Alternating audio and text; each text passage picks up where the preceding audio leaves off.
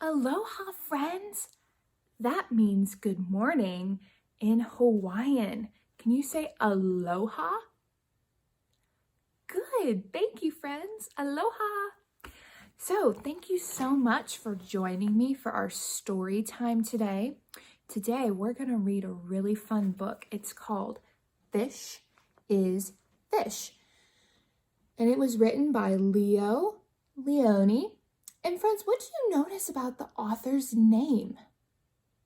Leo, Leone. The author's name has two L's. His first name and his last name both start with the letter L.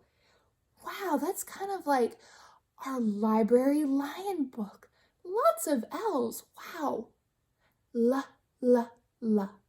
That's what sound L makes. Very good. All right, let's go ahead and get started. This book is called Fish is Fish.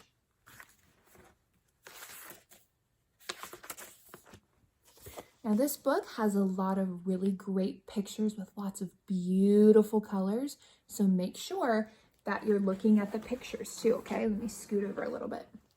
All right. At the edge of the woods, there was a pond, and there was a minnow and a tadpole swam among the weeds. They were inseparable friends. Now, wow, that's a big word, isn't it? Can everyone say the word inseparable? Great, thank you. Inseparable means if you're an inseparable friend, that means that you are like best friends. You're really close. You like to do everything together. You don't like to be separated. That's what inseparable means. One morning, the tadpole discovered that during the night he had grown 2 little legs. "Look," he said triumphantly. "Look, I am a frog." "Nonsense," said the minnow. "How could you be a frog if only last night you were just a little fish, just like me?" They argued and argued until finally the tadpole said, "Frogs are frogs and fish is fish, and that is that." So there's the tadpole and there is the fish. What color is the tadpole and the fish? I see some blue and some purple. Very good, friends.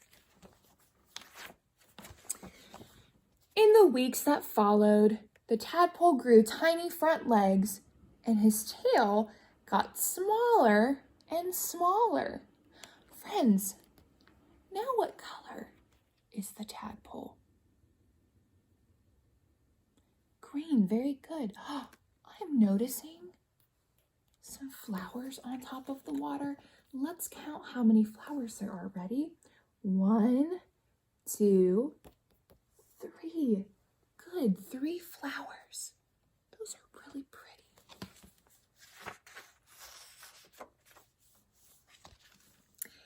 And then one fine day, a real frog now, he climbed out of the water and onto the grassy bank.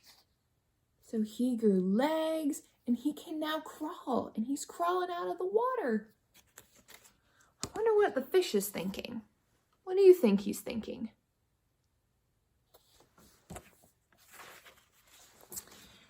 The minnow had grown and had become a full-fledged fish. He often wondered where his 4-footed friend had gone. But days and weeks went by and the frog did not return. So the minnow grew into a fish. How do you think he's feeling right now, boys and girls? It said that he missed his 4-footed friend. He missed his frog friend. He might be feeling a little bit sad and a little bit lonely too. Then, one day, with a happy splash that shook the weeds, the frog jumped into the pond.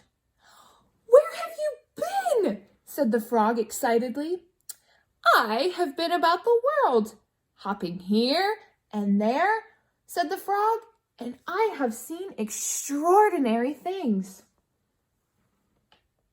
There he is. He's hopping back into the pond. What are they both feeling right now? Look at their faces. How do they feel? Miss Hilscher can see some smiles. It looks like some smiles on their faces. They're feeling happy to be back together. "Like what?" said the fish. "Birds," said the frog mysteriously.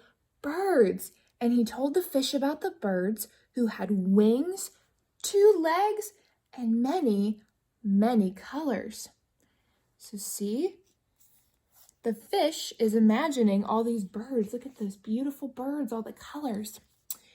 As the frog talked, his friend saw the birds fly through his mind like large, feathered fish. "What else?" said the fish impatiently. "Cows," said the frog. "Cows.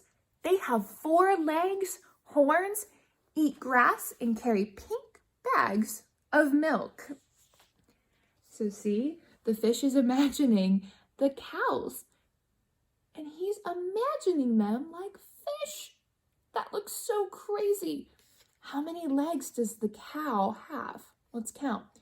1, 2, 3, 4. I'm also noticing that the cow has spots. Let's count how many spots it has on its belly.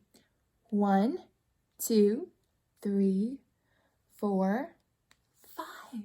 He has 5 spots. Wow. Is that what a cow really looks like? No, silly. Oh. "And people," said the frog. "Men, women, and children." And he talked until it was dark in the pond. But the picture in the fish's mind was full of lights and colors and marvelous things, and he couldn't sleep. If only he could jump about like his friend and see that wonderful world. So there he's imagining the people. What do the people look like? They look like fish. That's so crazy. So here's his mind. Here's what he's imagining. Look at all those fish. He sees the cow. He's imagining them all looking like fish. And you can see all the beautiful flowers on the grass. What a pretty picture.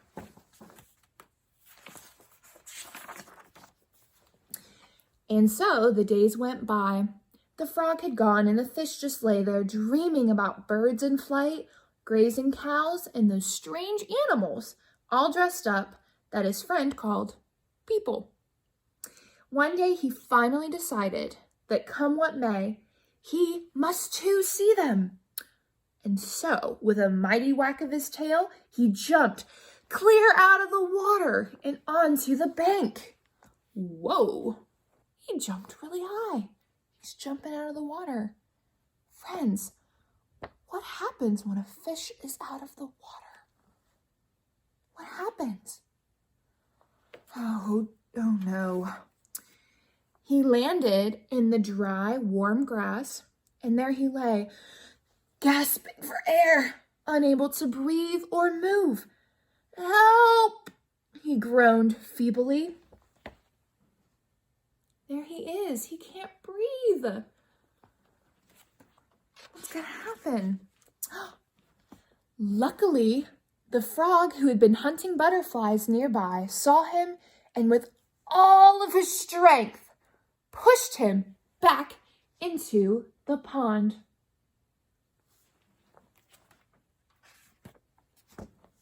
Still stunned, the fish floated about for an instant. Then he breathed deeply, letting the clean, cool water run through his gills.